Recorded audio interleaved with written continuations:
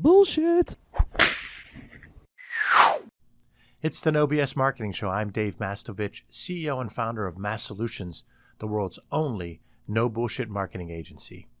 The show Seinfeld is historic and iconic and ranked by many as one of the top shows in the history of television. We love it so much here at Massolutions that we've created our own no BS version of what we call the Seinfeld Storytelling Approach. Our Seinfeld Storytelling Approach begins with an episode from season 4 called The Pitch. And that's the episode when NBC mentions to Jerry that he can make a pitch for a potential sitcom on their network. Jerry sits down with George in the diner, and they begin to talk about it. It starts off actually with George talking about salsa, which epitomizes the show, which is supposedly about nothing, but we all know is about much more than that. Well, in this episode, George breaks it down about how the pitch to NBC should be about this show that's about nothing. Jerry proceeds to say, "What do you mean, nothing?" And George continues to talk about how, remember that time we went to the Chinese restaurant? That could be an episode. Now, it's poking fun at something that already happened and was an episode. George begins to talk about how there could be characters in the show. And Jerry says, "Huh?" And he says, "I could be on the show," George says. And Jerry kind of shakes his head. "Elaine could be on the show." Then he says, "Kramer could be on the show." And Jerry says, "Now, he's a character."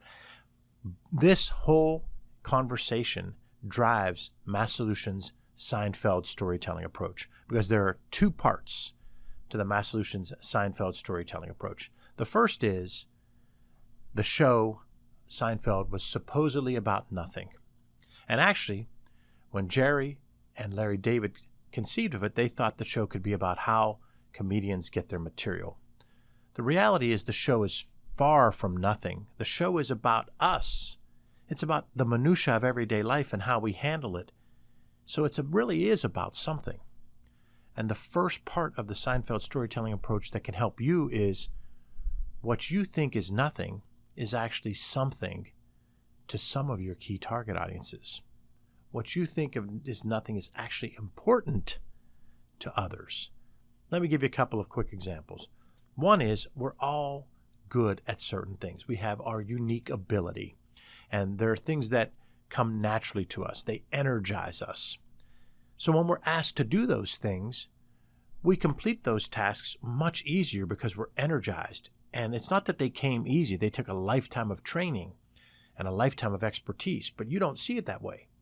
You think you just took care of something. So when somebody asks you to do that, after you complete it, you go, "Oh, it was nothing." Give you an example. I had a friend who had to have their bio written for a major speech and presentation they were doing. They called me, and I said, "Hold on, let me pull over." And I asked them what they were trying to achieve, who the audience was, and so forth. I then began to put together what I know about that person. So I wrote an intro, not a bio, an intro that would be brief and compelling to that audience, but present my friend in the best possible light.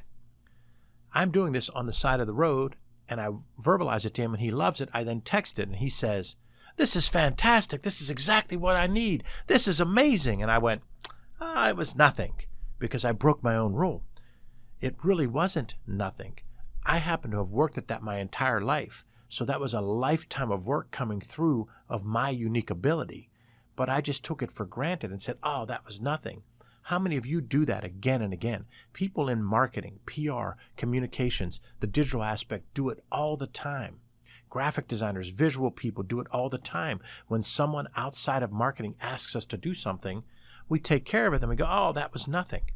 So that's the first part of it is you shouldn't do that and minimize what you did. You should take a proudness to that and say, "You're welcome. It was great. I love to help on things like that." I have to get better at that.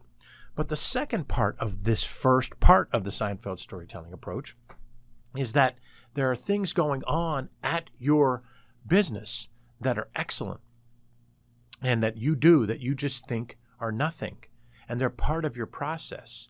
It might be a step that you think you would never promote. It might be something that you think is buried in what you all do. But the reality is, one of your customers or two of your customers or 10 of your customers actually love that. And what you thought was nothing is actually something. So you want to be able to promote these things that you do that make you you, that make your company you. So again, that's all part of the first part of the Seinfeld storytelling approach. That is, what you think is nothing is actually something to others. The third part of that first part is that there are stories that can be mined about your business and about what's going on and about your team that can make what you think is nothing become something. So the first part of the Massolutions Seinfeld storytelling approach is that what you think is nothing is actually something. And what you can do to get better about that is realize that what you and your team do is special and valued by others. And you need to write that down and map that out and then tell that story again and again. You also need to mine for stories at your company that you think maybe aren't as compelling or as exciting as the newsworthy stories or the post-worthy stories that you commonly do. There's other things that are actually something to others. But the second major part of Massolutions' Seinfeld storytelling approach is that stories are about people. So when Jerry asked George how the show could be about nothing and what that would mean, George instinctively said, I could be a character. Elaine could be a character. Kramer could be a character. And Jerry responded, now, he's a character. But the reality is, your company has your George, your Jerry, your Elaine, and yes, your Kramer. And they're your characters. They're your people that are doing unique things that make them special and your company special.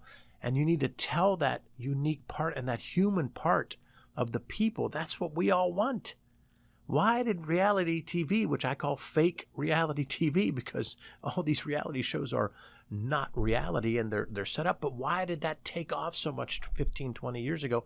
Because they're stories about people, and we all can relate to stories about people. So you have characters that are doing things again and again, and you need to tell those stories about your people. And I'm not talking just about that your CEO achieved this or that, or that you hired a new X high title position person. That's not what I'm talking about. I'm talking about Jenny, who works at the front desk and who knows and can predict what everyone needs, both customers and employees, and does it with a cheery disposition. The Jenny factor. Those are the kind of stories you need to tell. I'm talking about that person on your team that does something unique to make others in the company happy. It doesn't have to even be something they do for customers. It might be something they do internally, because people drive stories. Stories are about people. You have characters at your company. So the second major part of the Seinfeld storytelling approach is that stories are about people. So that's how you can take that famous show, Seinfeld, and those amazing characters that most of us can relate to throughout that show. Not just Jerry, Elaine, George, and Kramer, but way beyond that. All those other characters that you remember from Seinfeld. That's how it is with you. You have stories are about people, and that what you think is nothing is actually something.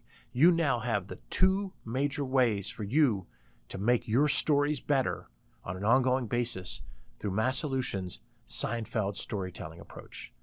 I hope you enjoyed another episode of the NoBS Marketing Show, recorded here in our studios in bold, beautiful downtown Pittsburgh, Pennsylvania. Remember, ask yourself, what's the big idea? And build your story around the answer.